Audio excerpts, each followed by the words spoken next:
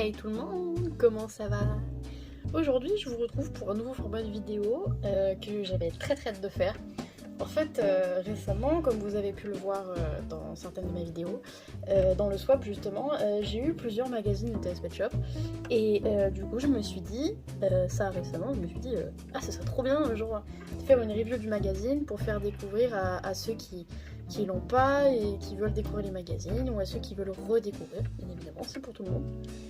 Et donc je me suis dit pourquoi pas faire une review, plus faire un petit truc après, enfin une petite catégorie avec plein d'infos sur l'animal que le magazine parle.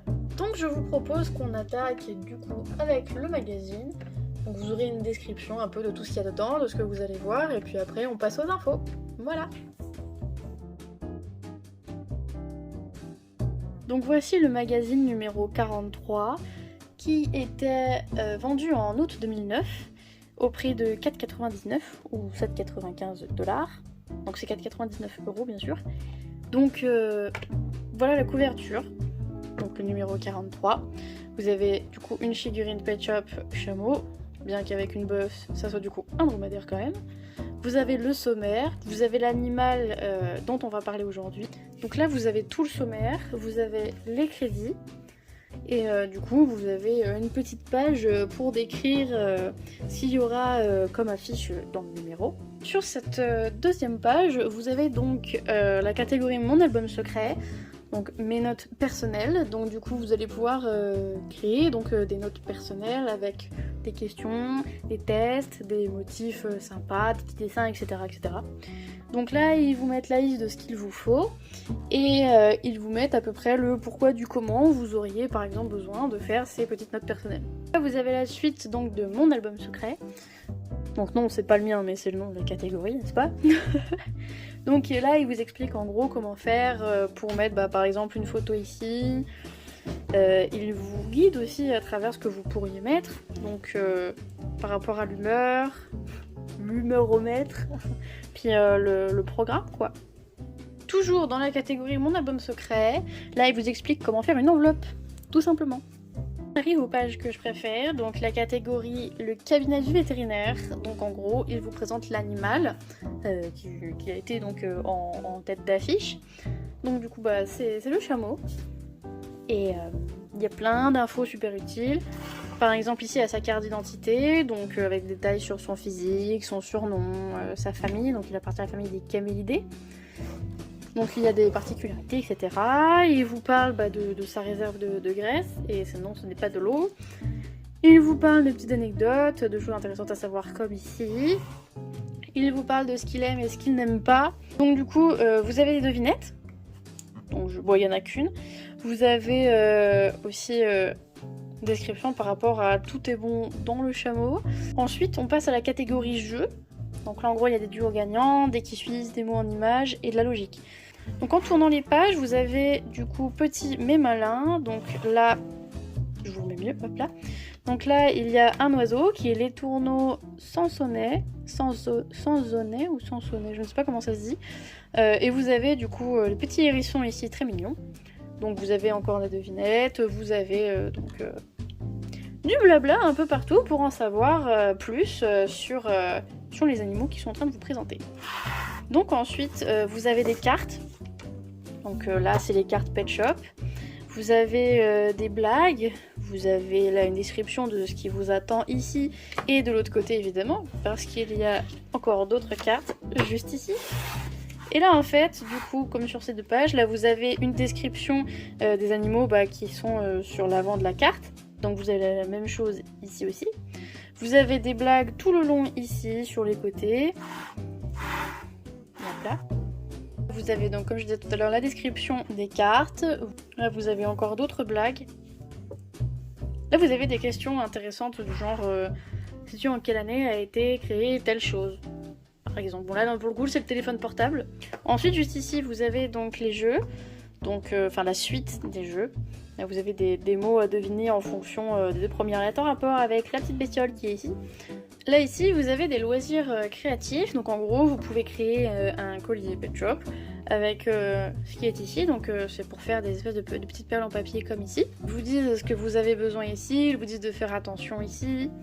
Parce que bah, si vous êtes un enfant, forcément ça ne va pas être évident pour vous. Si vous vous blessez, il vaut mieux éviter. Vous avez encore l'arrière du collier, enfin des espèces de perles en papier. Ici, vous avez donc un jeu de reproduction, où en gros il faut reproduire le modèle qui est ici, juste ici. Là, vous avez des conseils pour décorer des espadrilles, donc ils vous disent ce qu'il vous faut juste ici. Oh non, je suis trop triste, ça va être nu. Vous avez ensuite ce qu'il faut faire et un petit modèle pour aider les enfants qui veulent le faire. Donc là, en fonction des réponses que vous avez donc à ce test, vous avez des petits paragraphes juste en dessous qui vous expriment quel genre de personne vous pouvez être. Vous avez la solution des jeux, donc vous n'êtes pas obligé de regarder, mais si vous avez envie et que vous n'avez pas prévu de toucher au magazine que vous aurez peut-être un jour, si vous décidez d'en avoir, eh bien écoutez, je vous laisse regarder si vous avez envie. Donc ici, vous avez une petite affiche très sympa, donc je suis le roi du monde avec un super lion qui est le lion en velours, qui est juste là. Bon, j'ai pas la couronne, mais il est super doux, j'aime trop. Donc voilà, c'était ce petit lion.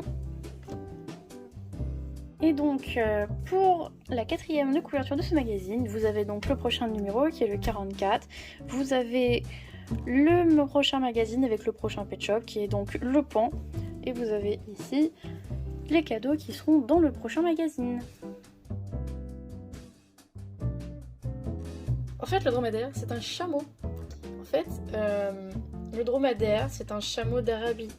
Donc en fait, vous pouvez le trouver là où il y a des déserts chauds.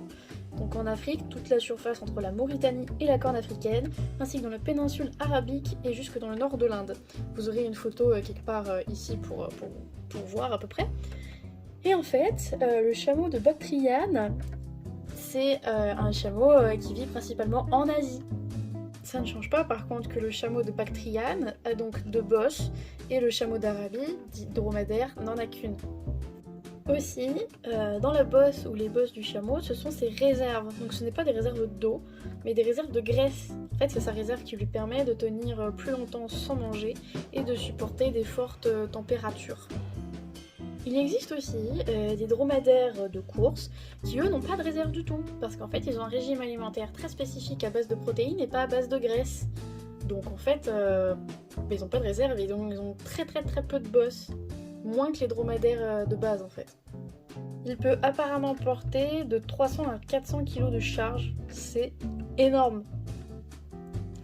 Le chameau de Bactriane et le chameau d'Arabie peuvent se croiser pour pouvoir du coup se reproduire naturellement sans problème et donner naissance à ce qu'on appelle un turcoman. Bon, du coup le turcoman c'est le mélange des deux races, enfin des 2 espèces en fait. Et en fait, le turcoman, il est très recherché parce que du coup, il partage les caractéristiques de ces 2 espèces différentes.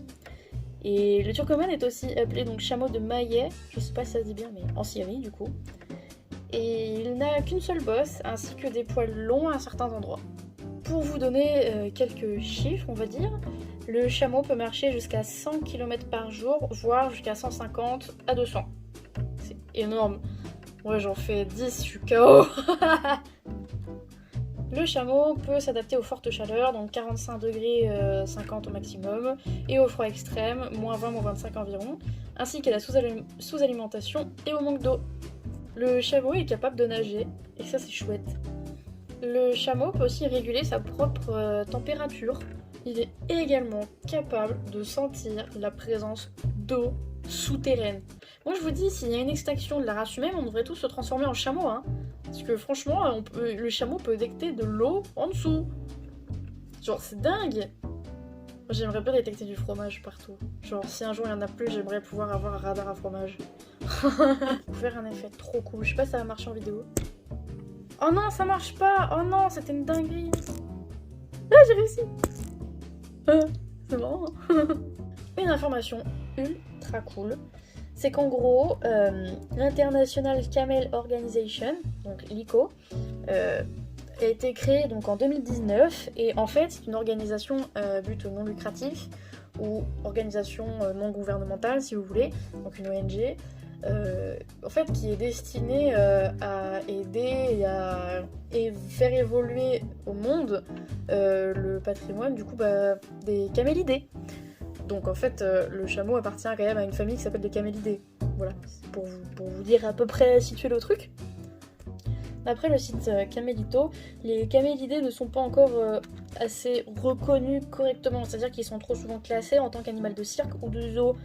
Et pourtant, tout ce qui est chameau, lama, etc., ont tous quelque chose d'important, qui peuvent nous aider à améliorer notre vie ou aider celle de la planète. Et donc en fait, ce qui est bien, donc, c'est que l'ICO a décidé, enfin a essayé de voir pour qu'il y ait une année entière qui soit destinée aux camélidés. Et devinez quoi ? Ça marche ! Et ça a été validé par l'Assemblée Générale des Nations Unies. Et même la FAO, qui est un organisme de l'ONU, a appuyé ça. Et c'est pour ça que l'Assemblée Générale des Nations Unies a accepté aussi.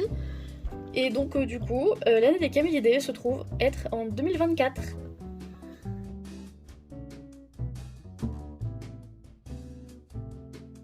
Donc j'espère que ce petit épisode vous a plu, que vous avez hâte de voir les prochains. En tout cas moi j'ai hâte de les faire. Et puis je vous laisse avec les réseaux sociaux sur le côté. Et n'hésitez pas, si vous avez des choses à me dire, qu'il faut que j'améliore ou quoi, n'hésitez pas à venir, comme je disais sur ma dernière vidéo, sur les réseaux sociaux. C'est indispensable si vous voulez communiquer avec moi. En tout cas, je vous laisse, passez une excellente journée ou une soirée selon quand vous regardez. Et puis on se retrouve la prochaine fois. Bye bye!